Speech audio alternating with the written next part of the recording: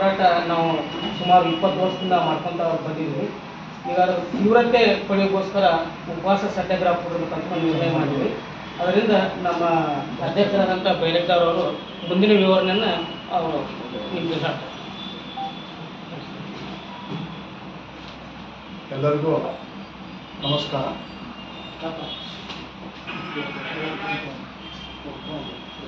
ನಾವು national human rights ಹಾಗೂ ನಾವು ಕಳೆದ 20 ವರ್ಷದಿಂದ ಸತತವಾಗಿ ಹೋರಾಟ ಮಾಡಿದ ಫಲವಾಗಿ ಸರ್ವೆ ಆಯಿತು. ಆದರೆ ಕೆಲಸಗಳನ್ನು ಪ್ರಾರಂಭ ಮಾಡಲಿಕ್ಕೆ ಸರ್ಕಾರದವರು ಇಚ್ಛೆ ಪಟ್ಟಿಲ್ಲ ಅಥವಾ ಏನು ಕೊರತೆ ಗೊತ್ತಾಗಿಲ್ಲ. ನಂತರ ರಾಮದುರ್ಗದ ಕೆಲವು ಹಿರಿಯರು, ವಿವಿಧ ಸಂಘಟನೆಯವರು ಎಲ್ಲರೂ ಸೇರಿ ಈ ಹೋರಾಟಕ್ಕೆ ಬೆಂಬಲ ಕೊಡಕತ್ತರು. ಆಮೇಲೆ ಸ್ವತಃ ಹೋರಾಟಕ್ಕೆ ಭಾಗಿಯಾದರು. ಈಗ ಕಳೆದ ವರ್ಷದಿಂದ ಅಂತೂ ತೀವ್ರವಾಗಿ ನಾವು ಹೋರಾಟವನ್ನು ಮಾಡ್ತಾ ಬಂದಿದ್ದೇವೆ. ನಾವು ಕಳೆದ ತಿಂಗಳು 23ನೇ ತಾರೀಕು ಜೂನ್ 23ರಂದು ಮನವಿ ಕೊಟ್ಟಿದ್ದೀವಿ ಸರ್ಕಾರಕ್ಕೆ. ಸರ್ಕಾರದಿಂದ ಯಾವುದೇ ನಮಗೆ ಉತ್ತರ ಬಂದಿಲ್ಲ. ತಹಸೀಲ್ದಾರ್ ಸಾಹೇಬರು ಹಾಗೂ AC ಆಫೀಸು, ದೇಶಿ ಆಫೀಸಿಂದ ನಾವು ಇದನ್ನು ಸರ್ಕಾರಕ್ಕೆ ಮುಂದೆ ಕಳಿಸಿದ್ದೀವಿ ಅಂತ ಇಷ್ಟು ಹೇಳಿದ್ರು. ಆದರೆ ಯಾವುದೋ ಸ್ಪಂದನೆ ಕೊಡಲಿಲ್ಲ. ಮತ್ತೆ 23 ಜುಲೈ ನಾನು ಮತ್ತೆ ಮನವಿ ಕೊಟ್ಟಿವಿ.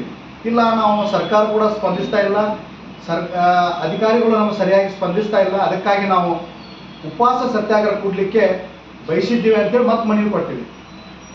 ಈಗ ಯಾವುದೇ ನಾವು ಮನವಿ ಕೊಟ್ಟರು ನಮಗೆ ಸರಿಯಾಗಿ ಸ್ಪಂದನೆ ಸಿಗ್ತಾ ಇಲ್ಲ. ಅದಕ್ಕೋಸ್ಕರ ನಾವು ನಮ್ಮ ವೇದಿಕೆ ವತಿಯಿಂದ 11 ಸೋಮವಾರ, ಬರುವ ಸೋಮವಾರ 11/8/2025 ಮಿನಿ ವಿಧಾನಸೌಧ ಎದುರಿಗೆ ಸ್ಟೇಜ್ ಹಾಕ್ಕೊಂಡು ಉಪವಾಸ ಸತ್ಯಾಗ್ರಹ ಮಾಡಲಿಕ್ಕೆ ಬಯಸಿದ್ದೇವೆ.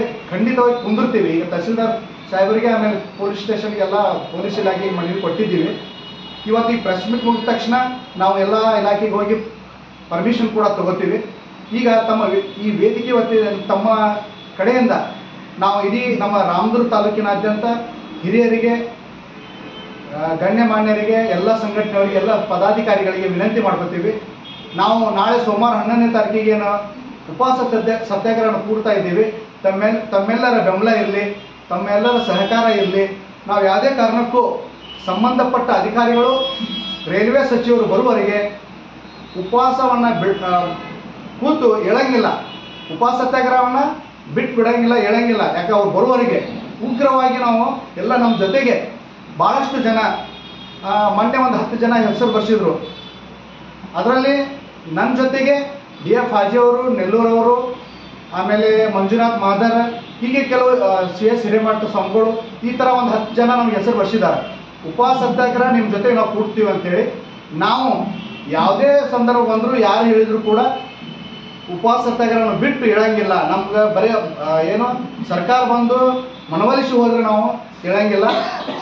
ಸಂಬಂಧಪಟ್ಟ ಸಚಿವರು ಆಮೇಲೆ ಸಂಬಂಧಪಟ್ಟ ಅಧಿಕಾರಿಗಳು ಬಂದು ನಮಗೆ ಬರೀ ಬಾಯಿ ಮಾತಿಗೆ ಹೇಳಬಾರ್ದು, ಮಾಡೇ ಮಾಡ್ತೀವಿ ಅಂತ ಹೇಳಿದ್ರೆ ಮಾತ್ರ ನಾವು ಉಪವಾಸ ಸತ್ಯಾಗ್ರಹ ಬಿಟ್ಟು ಹೇಳ್ತೀವಿ, ಇಲ್ಲ ಅಂದ್ರೆ ಇಲ್ಲ. ಈ ತಮಗೆ ವಿನಂತಿ ಏನಪ್ಪ ಅಂತಂದ್ರೆ, ನಾವು ಈ ಸತ್ಯಾಗ್ರಹವನ್ನು ಮಾಡಲಿಕ್ಕೆ ಬಯಸಿದ್ದೀವಿ. ತಮ್ಮೆಲ್ಲರ ಸಹಕಾರ ಇರಲಿ.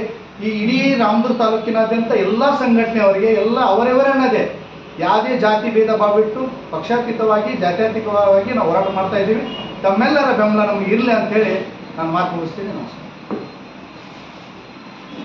ಕಟ್ಟಾಗಿ ಮಾಡಿದರೆ ಹೋರಾಟ ಎಲ್ಲರೂ ಕೂಡಿ ಮಾಡಿದರೆ ಈಗ ಅಂಥದ್ದು ಬಂದೈತಿ. ನಾವು ಅಲ್ಲಿ ಜಗದೀಶ್ ಶೆಟ್ಟರ್ಗೆ ಅವ್ರು ಎಲ್ಲರೂ ಬೇಕಾಗಿ ಹಿರಿಯ ಸಮಿತಿ ಅವ್ರು ಕೂಡಿ ನಾವು ಎಲ್ಲರೂ ಕೂಡಿ ಮಾತಾಡಿದ್ವಿ. 4ರಿಂದ 5 ಸಲ ಜಗದೀಶ್ ಶೆಟ್ಟರ್ ಕಡೆ ಹೋಗಿದ್ವಿ. ಸೋಮಣ್ಣವ್ರ ಕಡೆಯೂ 4 ಸಲ ಹೋಗಿದ್ವಿ. ನೀವು ಮಾತು ಬಂದಿಲ್ಲ. ಈಗ ಅದರ ಅಂಥದ್ದು ಬಂದೈತಿ. ಮತ್ತು ಈಗ ನಮಗೆ ಜಾಗ ಮಾಡೋದ್ರ ಮೇಲೆ ನಾವು ಉಗ್ರ ಉಪವಾಸ ಸತ್ಯಾಗ್ರಹ ಮಾಡಬೇಕಂತ ನೀವು